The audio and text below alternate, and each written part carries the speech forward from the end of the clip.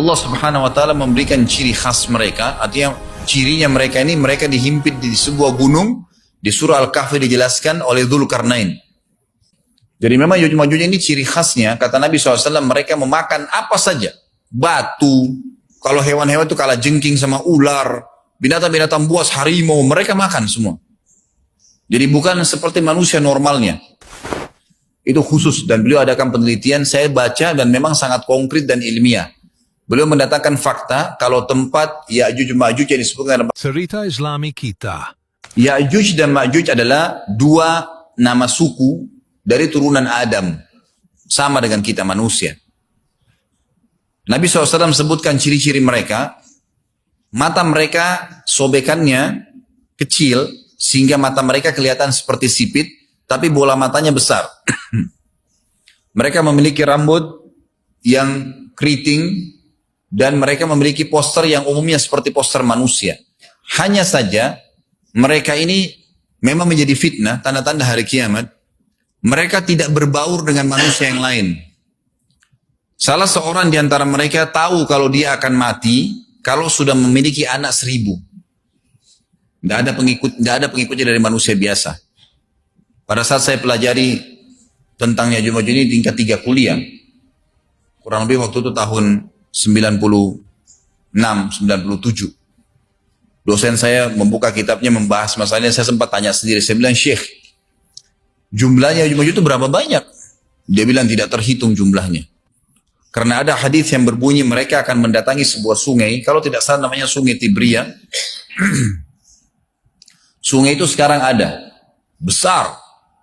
Bayangkan sungai ya, airnya banyak mengalir.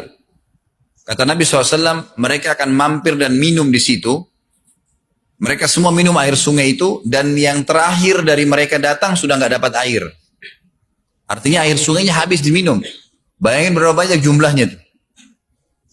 Satu Jakarta aja sekarang kalau minum air sungai Ciliwung nggak habis. Mungkin nggak bakal habis satu Indonesia minum. Bayangkan banyak sekali ayat berhubungan dengan masalah itu. Tapi yang jelas pada saat itu Nabi SAW mengatakan Allah berfirman kepada Isa, berkata, wahai Isa, aku akan mengeluarkan hamba-hambaku yang tidak ada seorang pun dari kalian bisa mengalahkannya, termasuk Isa AS, nggak bisa mengalahkan. Maka selamatkanlah dirimu bersama dengan pengikut-pengikutmu ke Gunung Tur namanya.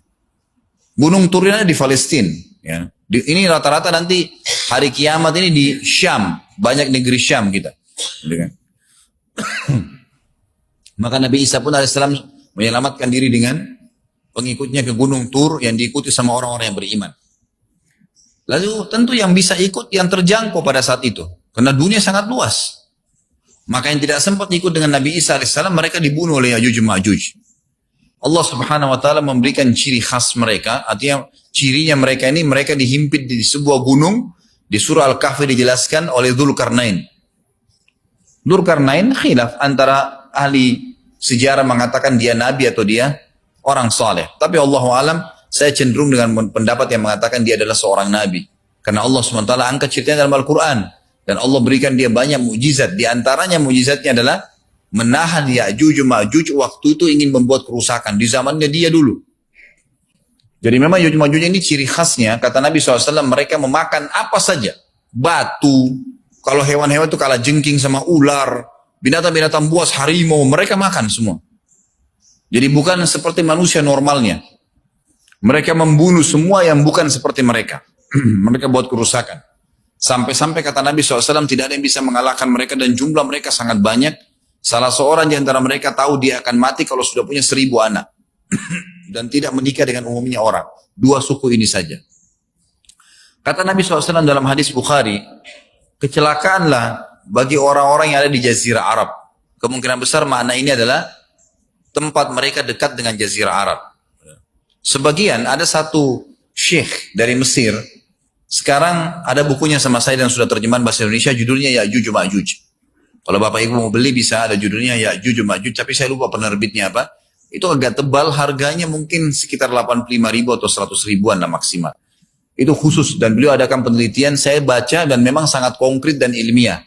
Beliau mendatangkan fakta kalau tempat Ya'juj Ma'juj yang disebutkan dalam Al-Quran itu ada di Cina, tembok Cina. Jadi seperti yang disebutkan dalam Al-Quran, dua gunung yang disatukan, di antara celah gunung itu ditaruh tembaga-tembaga. Pernah pemerintah Cina mendapatkan ada celah dari tembok Cina itu yang bolong, waktu mereka mau tempel bolongan itu dengan batu-batu tanah yang mereka biasa taruh sekarang, ternyata di dalamnya itu ada tembaga yang mengeras, dan seperti disebutkan dalam Al-Quran, di mana ya Zulkarnain mempertemukan antara besi-besi yang ditumpuk lalu dipanasi, dibakar sehingga menjadi meleleh, kemudian disirami lagi dengan timah yang meleleh juga dan dibiarkan kering sehingga menjadi tembok besi. Kata Nabi SAW, kecelakaan bagi orang-orang yang Jazirah Arab karena telah terbuka dari lubangnya Ya'juj Ma'juj sebesar ini. Beliau kasih isyarat dengan jari ibu jari sama jari tengahnya. Artinya mereka sudah bisa melihat keluar. Tetapi kata Nabi SAW, setiap hari mereka terus menggali gunung itu, berusaha untuk keluar. Pada saat mereka tiba di malam hari, mereka capek, mereka mengatakan besok kita lanjutin. Mereka bangun besok pagi, gunungnya kembali utuh lagi. Sampai nanti waktu di mana Allah izinkan mereka keluar. Pada saat mereka keluar, maka mereka akan mulai membuat kerusakan.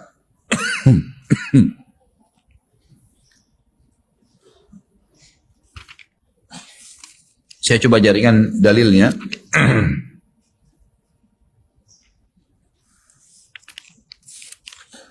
Tidak disebutkan sama beliau di sini, tapi memang ada tentang Ya'juj Ma'juj itu secara khusus.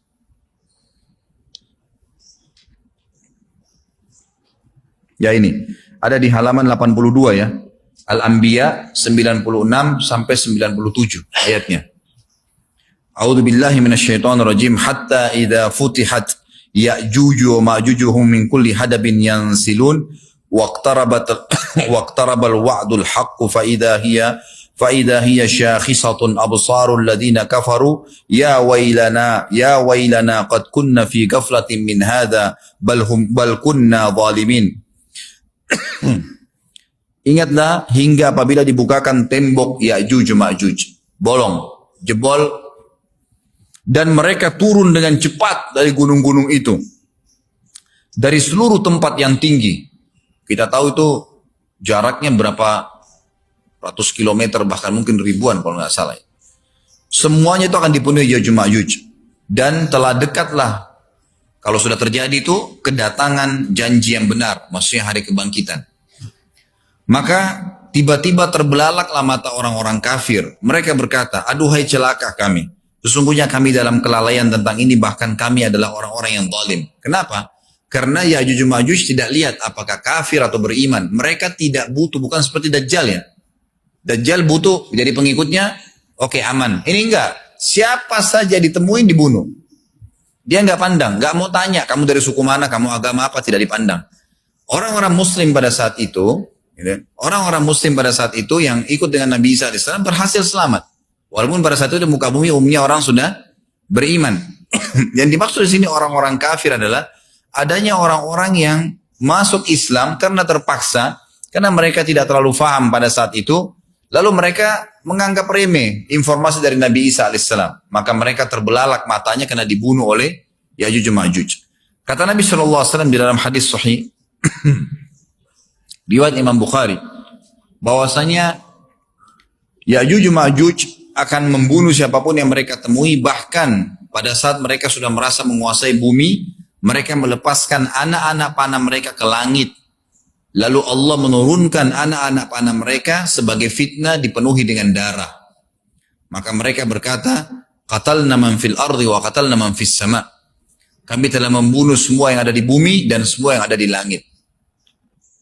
Maka sebagai penutup dalam bahasan itu, kata Nabi SAW, Allah lalu mengizinkan Isa untuk berdoa kepada Allah agar memusnahkan mereka.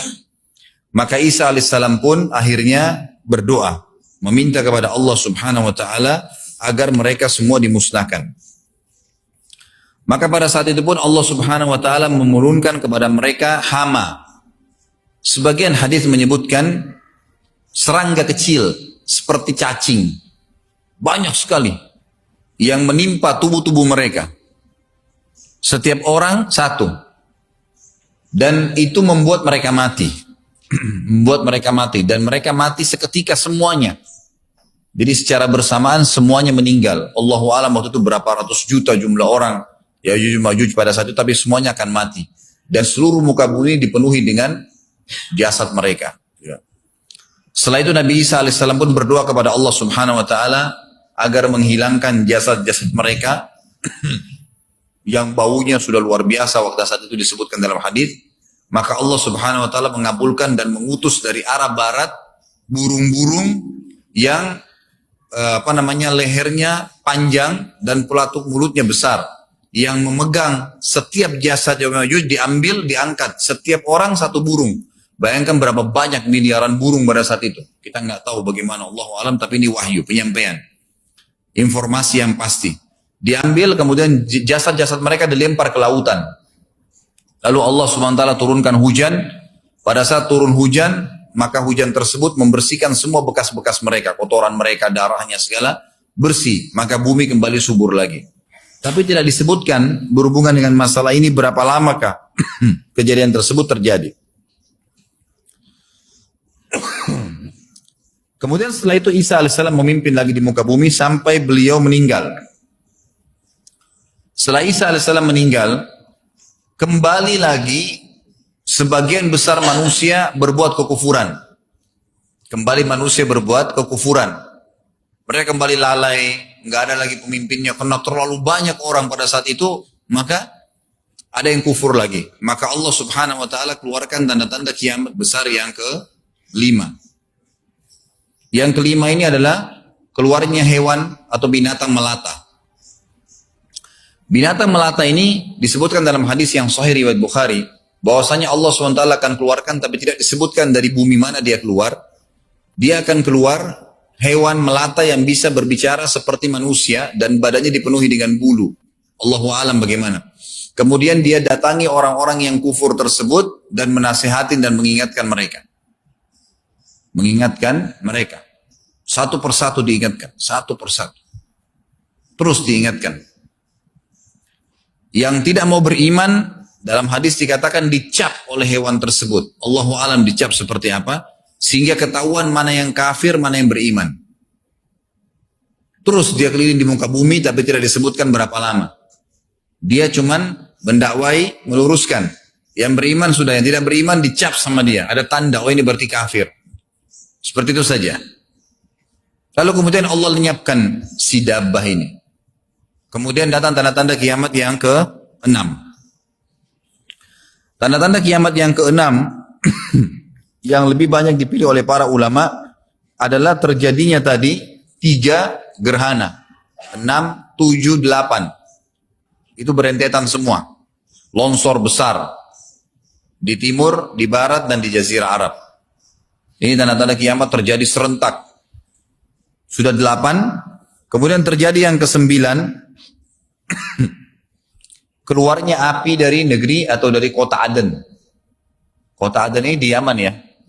Subhanallah, baru tadi malam saya lihat cuplikannya di YouTube. Ada wilayah di Aden, di kota Aden sekarang itu. Dan itu hasil penelitian internasional. Aden itu dianggap kota yang paling panas di dunia. Karena di bawah kota Aden itu ada api yang bergejolak. Dan api itu bisa keluar setiap saat membakar siapapun.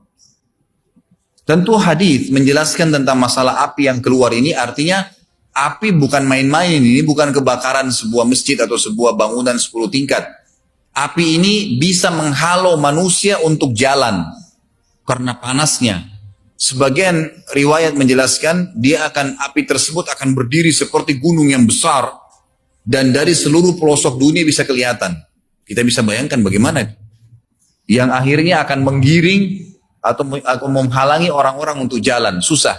Sebagian ulama hadis mengatakan mereka nggak bisa jalan, tidak bisa ada penerbangan, tidak bisa ada orang jalan karena panasnya bumi ini dari api tersebut. Dan subhanallah, tadi malam saya lihat cuplikannya, Bapak Ibu bisa ketik, kalau tidak salah atau ditulis di YouTube itu api di kota Aden. Dan itu diambil gambaran amatir ya, orang mengambil sendiri itu. Jadi ada beberapa wilayah tanah di wilayah Aden itu memang asapnya keluar. Dan pada saat dikorek di bawah itu memang api, bara api yang besar. Dan itu memang kemungkinan besar akan keluar satu waktu, Allahu alam kapan. Tapi tanda-tanda kiamat. Dan yang terakhir, tanda-tanda kiamat sebelum ditiup sangkakala adalah terbitnya matahari dari tempat terbenamnya. Dan ini sudah terakhir sekali. Makanya kata Nabi SAW, taubat akan diterima sebelum matahari terbit dari tempat terbenamnya. Artinya selama yang lain itu masih ada, masih bisa taubat. Kalau sudah itu, sudah sulit. Ini tanda-tanda kiamat. Sebagian ulama menambahkan, ada yang mengatakan sudah masuk waktu. Baik, kalimat ini saja saya sampaikan. Nanti baru kita break sholat, habis itu seperti biasa, ada tanya jawab silakan setelah sholat sunnah ba'diyah. Sebagian ulama memasukkan tanda-tanda hari kiamat kecil, ada yang masukkan tanda-tanda kiamat besar. Ada dua hal. Yang pertama itu adalah keluarnya Dzu Suwakatain. Ada orang dari negeri Habasyah dikenal dengan Dzu Suwaka. Dzu Suwaka ini sak artinya betis. Diberikan julukan Dzu Suwaka karena betisnya sangat kecil. Gitu kan? Betisnya sangat kecil. Orang ini, Bapak Ibu sekalian, kata Nabi SAW akan menghancurkan Ka'bah. Akan menghancurkan Ka'bah. Kata Nabi SAW, betisnya sangat kecil sampai diberikan julukan Dzu Suwakatain. Dan kata para ulama pada saat itu memang manusia sudah sunyi, nggak ada lagi yang datangin Ka'bah. Orang-orang sudah lalai, gitu kan? Keluarlah orang ini. Makanya sebagian ulama masukkan dia tanda-tanda kiamat sebelum terbitnya matahari dari tempat terbenam. Ditambahkan ini yang ke-11 atau ini yang ke-10, terbitnya nanti kiamat yang ke-11. Maka dia akan mencabut, kata Nabi SAW, dia akan mencabut batu-batu Ka'bah satu persatu sampai rata dengan tanah. Dan saya sedang dilihatkan oleh Allah sekarang bagaimana pada saat dia mencabut batu itu. Hadis sahih riwayat Bukhari Muslim. Yang terakhir, yang kedua, yang berhubungan juga dengan tanda-tanda kiamat, ada yang memasukkan kiamat kecil, tapi ini lebih dekat dengan kiamat besar. Orang yang terakhir meninggal, itu adalah orang dari asli suku Madinah, yang sedang mengembala kambing. Ini termasuk tanda-tanda kiamat. Kata Nabi SAW, orang yang terakhir meninggal dari kalian kalangan manusia. Semua orang sudah mati, tinggal dia sendiri. Tapi dia nggak tahu. Dia lagi mengembala kambing, kemudian dia masuk dengan gembalanya ke kota Madinah, ditemukan semuanya tidak ada kehidupan. Nggak ada orang, nggak ada binatang, nggak ada apa-apa, tinggal dia sendiri. Pada saat dia meletakkan telapak kakinya di kota Madinah, maka pada saat itu dia meninggal. Dan inilah manusia terakhir meninggal sebelum ditiup sangkakala terakhir. Gitu kan. Allahu alam. Ini yang kita bisa sampaikan. Insya Allah kita akan kembangkan dengan pertanyaan. Tapi mungkin sebelum pertanyaan, saya coba akan membahas beberapa dalil insya Allah setelah sholat ba'diyah nanti. Subhanakallahumma bihamdika. Asyhadu an la ilaha illallah astaghfirullah wa atubu ilaih. Wassalamualaikum warahmatullahi wabarakatuh. Assalamualaikum warahmatullahi wabarakatuh. Alhamdulillah. Wassalatu wassalamu ala rasulillah. Berhubungan tadi tentang masalah dabbah, binatang melata yang akan dikeluarkan oleh Allah. Anda kalau mau lihat di rumah bisa dilihat dalam surah An-Naml ayat 82. An-Naml ayat 82 tentang masalah binatang melata yang akan dikeluarkan oleh Allah Subhanahu wa taala. Tentu tadi setelah matinya Ya'juj Ma'juj, matinya Nabi Isa alaihissalam. Baik, kita sekarang sudah selesai membahas tentang tanda-tanda hari kiamat. Dan tadi termasuk tanda kiamat besar sudah sampai terakhir saya jelaskan. Sekarang tinggal proses sebelum hari kiamat itu sendiri. Di dunia ini akan terjadi kiamat, artinya penghancuran oleh Allah Subhanahu wa taala. Itu Allah ceritakan di dalam surah Az-Zumar ayat 68 sampai ayat 70. Saya bacakan Az-Zumar ayat 68 sampai 70. A'udzu billahi minasyaitonir rajim wa nufikha fis-sur fasa'ika man fis samawati wa man fil ardi illa man syaa Allah. Thumma nufikha fihi ukhra fa idahum qiyamun yanzurun. وأشرقت الأرض بنور ربها ووضع الكتاب وجيء بالنبيين والشهداء وقضي بينهم بالحق وهم لا يظلمون ووفيت كل نفس ما عملت وهو أعلم بما يفعلون. Dan pada saat itu ditiuplah sangkakala. Israfil meniup sangkakala yang pertama, maka matilah semua yang di langit dan di bumi. Semua yang di langit dan yang di bumi. Kecuali yang Allah kehendaki. Kata para ulama tafsir, yang Allah kehendaki adalah Jibril, Mikail, Israfil. Mereka tidak akan mati. Karena ini semua akan mati. Sementara nanti yang tiup sangkakala yang kedua, Israfil juga. Nggak mungkin dia mati di situ. Jadi semua di sini ya Allah musnahkan kecuali yang Allah inginkan. Kata ulama dari kalangan malaikat itu adalah Mikail, Jibril, Mikail, Israfil. 3 malaikat yang terkenal sebagai pemimpin para malaikat. Dan 8 malaikat pemikul singgasananya Allah. Ya, yang dikenal dengan Hamalatul Arsh. Kemudian seluruh yang ada penjaga-penjaga surga dan penjaga neraka. Di surga ada malaikat Ridwan dan seluruh yang ada bersama dengannya, dan di neraka ada malaikat Malik dan seluruh kawan-kawannya menjaga neraka, serta semua yang ada di surga dari bidadari, dari wildanun mukhalladun, bidadara, semua itu tidak kena. Jadi di sini yang Allah maksudkan, yang dimaksudkan sini, kecuali siapa yang Allah kehendaki tidak akan kena, tidak akan meninggal dengan tiupan sangkakala tersebut.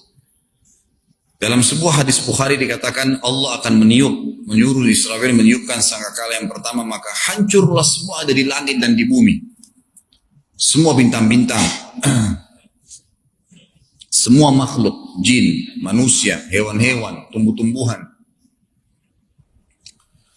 Kemudian ditiuplah sangkakala itu sekali lagi. Dan di dalam hadis yang sahih, kalau yang pegang buku bisa lihat di halaman 89 ada hadisnya. Kata Nabi SAW dalam hadis yang diriwayatkan oleh Imam Muslim nomor 2955, "Ma bainan nafkhataini arba'un.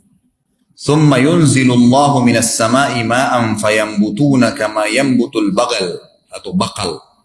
Wa laysa minal insani syai'un illa yabla illa 'azman wahidan wa huwa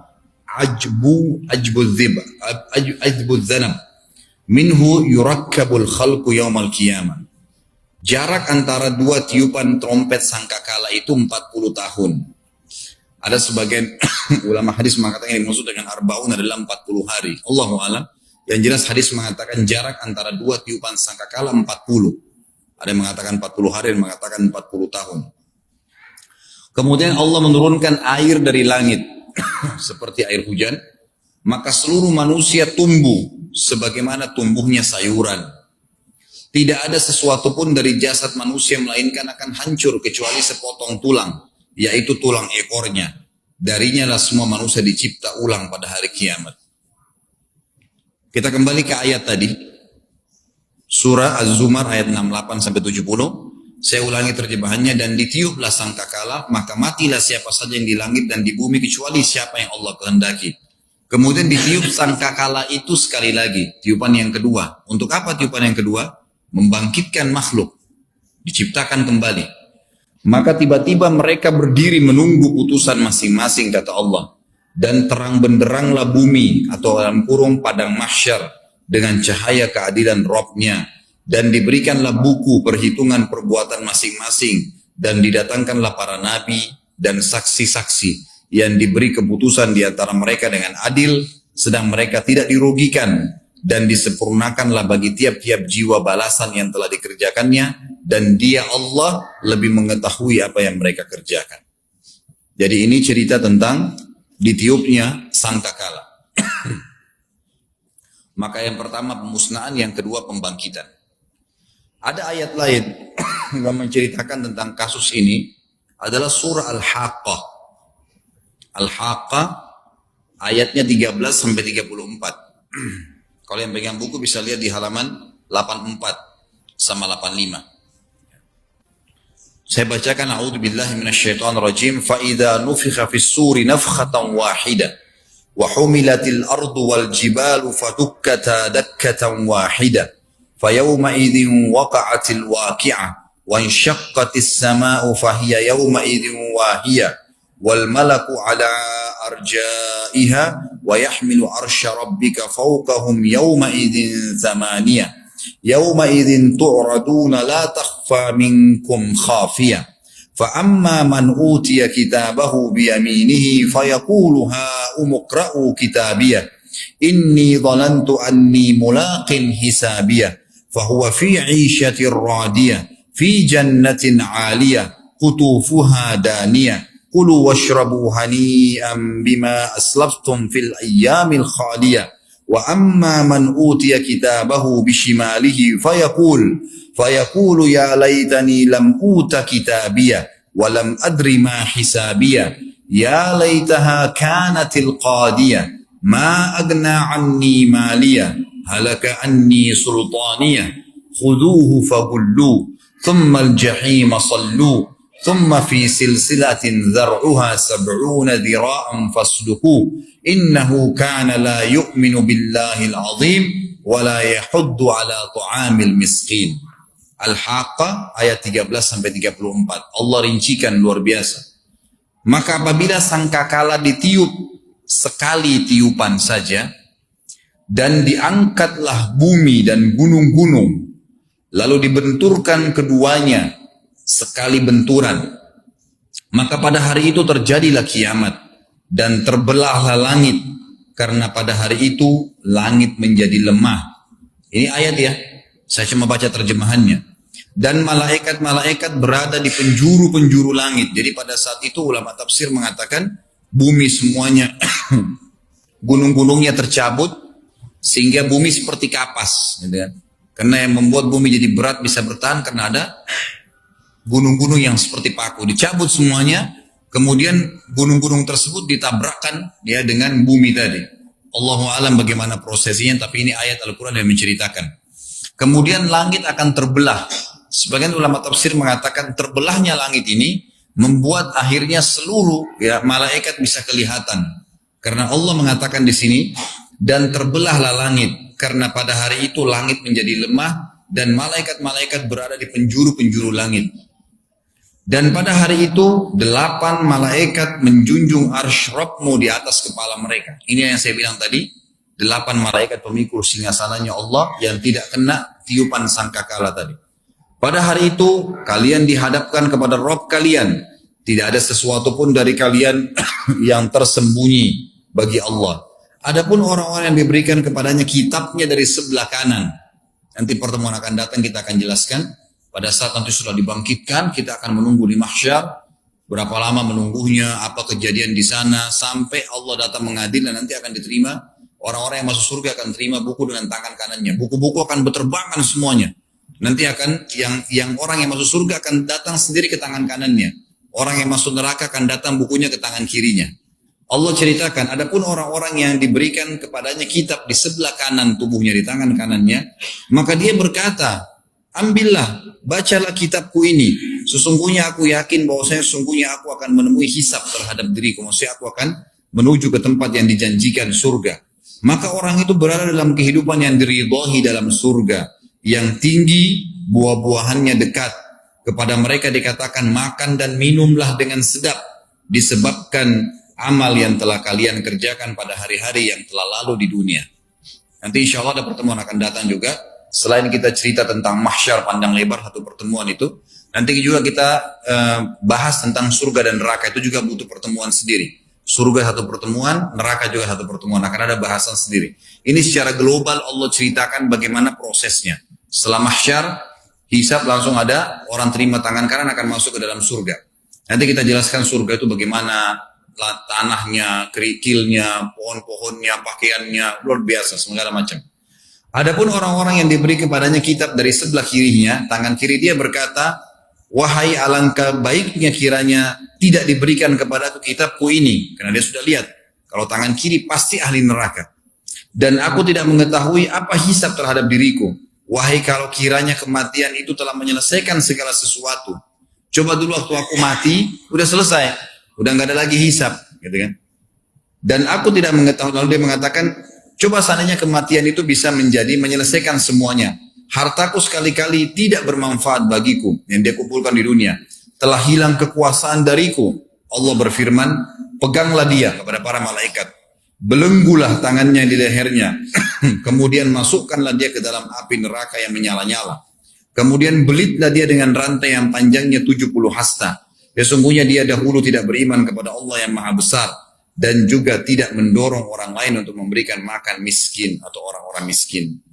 Jadi ayat ini menjelaskan kepada kita tentang ditiupnya sangkakala dan kemudian terjadi dua kali, satu kali penghancuran, satu kali lagi pembangkitan. Setelah ditiupkan sangkakala yang pertama hancur semua, ditiupkan sangkakala kedua, maka Allah turunkan hujan dan bangunlah semua manusia. Pada saat mereka bangkit di mahsyar, maka pada saat itulah terjadi kebesaran Allah Subhanahu wa taala. Semua manusia akan dibangkitkan. Dalam hadis kata Nabi SAW riwayat Bukhari, kalian akan dibangkitkan pada hari kiamat di mahsyar. Tinggi kalian seperti ayah kalian Adam, 60 siku ke langit, berarti 27,5 meter. Dan semua wanita akan kembali kepada poster ibunya Hawa, 40 siku ke langit atau 17,5 meter. Lalu kemudian kalian akan dibangkitkan dan berdiri semua di belakang para nabi-nabinya.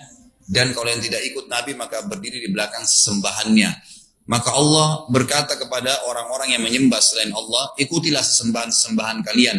Lalu Allah datangkan yang sembah berhala, berhalanya Allah datangkan, disuruh ikut di belakang berhala tersebut. Yang sembah binatang, yang sembah syaitan, yang sembah dukun, apa saja, semua Allah suruh ikut. Dan tinggallah orang-orang yang beriman yang berada di belakang saf para nabi-nabi yang akhirnya yang beriman kepada Allah Subhanahu wa taala.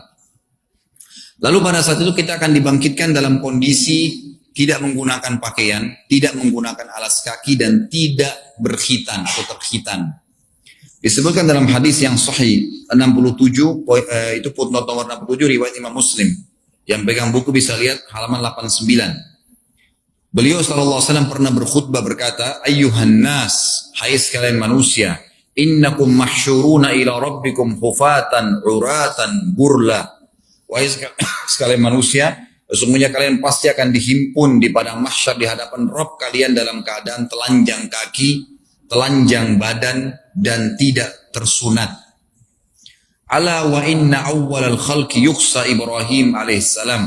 Dan ketahuilah bahwasanya hamba Allah yang paling pertama diberikan pakaian adalah Ibrahim alaihissalam.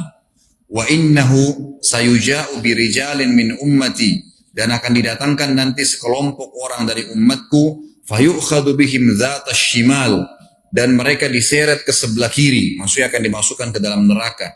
Fa'aqulu, lalu saya berkata, ya Rabbi ashabi, wahai Tuhanku, kayaknya mereka itu adalah sahabat-sahabatku. Fayaqulu innaka la tadri ma ahdathu ba'dak, sesungguhnya kau tidak tahu apa yang mereka lakukan sepeninggalmu. Kata para ulama hadis, dijabarkan oleh para sahabat yang memahami dari Nabi SAW hadis ini adalah orang-orang yang tadinya masuk Islam, kemudian mereka lemah, lalu mereka murtad setelah Nabi SAW meninggal. Seperti kasus kaumnya Musailam al-Kadzab, gitu kan, yang mengaku sebagai Nabi dan akhirnya banyak pengikutnya, 100.000 sukunya dia mengaku dia sebagai Nabi dan mengkufur kepada risalah Nabi Muhammad SAW. Jadi seperti itu akan dibangkitkan pada hari kiamat dalam keadaan seperti ini. Hadis Bukhari yang lain menjelaskan bahwasanya Nabi SAW berkata, kalian akan dibangkitkan dalam keadaan telanjang kaki, tidak menggunakan pakaian, dan juga tidak tersunat. Lalu Aisyah berkata, ya Rasulullah, kalau begitu orang akan saling lihat-melihat. Kata Nabi SAW, wahai Aisyah, pada saat itu bukan seperti yang kau bayangkan. Setiap orang memikirkan keadaannya masing-masing. Setiap orang memikirkan keadaannya masing-masing. Saya kasih contoh rasional Bapak Ibu sekalian. Kalau seandainya terjadi kebakaran besar-besaran atau longsor